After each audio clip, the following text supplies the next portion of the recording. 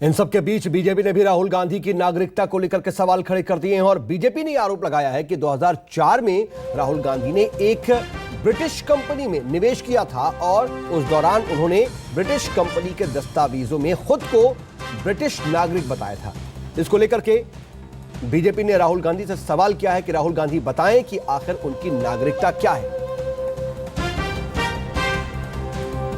गांधी जी की नागरिकता को लेकर यह सबसे पहला सवाल यह पूछा गया, क्या राहुल गांधी भारत के नागरिक हैं या नहीं?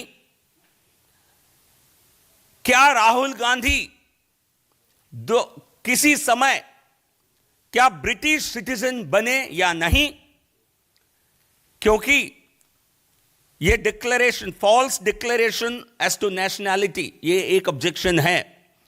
क्योंकि 2004 के उनके इलेक्शन एफिडेविट में खुद राहुल गांधी जी ने कहा कि हम बैक ऑप्स लिमिटेड इस नाम के एक कंपनी में इन्होंने निवेश किया था और 2005 के इस कंपनी के एनुअल रिटर्न्स जो वहां सबमिट हुए हैं यूनाइटेड किंगडम में, इस कंपनी के मेमोरेंडम ऑफ एसोसिएशन, उनमें उनकी नेशनैलिटी, राहुल गांधी की नेशनैलिटी जी को, उनकी नागरिकता को ब्रिटिश सिटीजन कहा गया।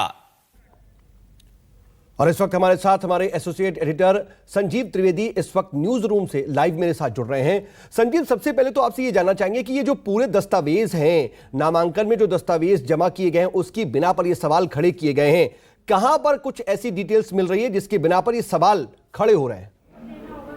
देखिए, जो नामांकन किया गया है उसके बाद स्क्रूटनी होती है और स्क्रूटनी में जब सब कुछ सही पाया जाता है तो फिर उम्मीदवारी पर मुहर लगा दी जाती है।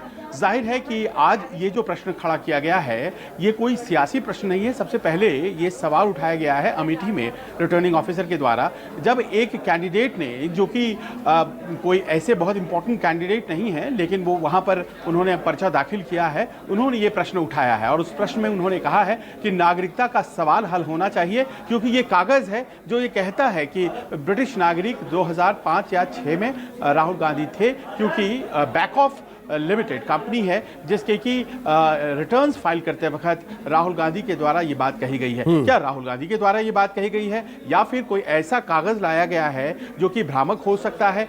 ये सवाल ऐसे हैं क्योंकि उसके बाद 2009 और 2014 में राहुल गांधी सांसद बने हैं और उस वक्त भी उनका पर्चा जो है वो चेक होने के बाद उस पर मुहर लगाई गई थी। 2019 में हम हैं, तो जाहिर है कि ये कुछ भी हो सकता है। शायद इसी वजह से इस मामले को रोक करके निर्वाचन के जो अधिकारी हैं उन्होंने एक जवाब मांग लिया है। सोमवार तक वक्त दिया गया है जो कि राहुल गांधी के वकील को अब जवाब का इंतजार करना होगा।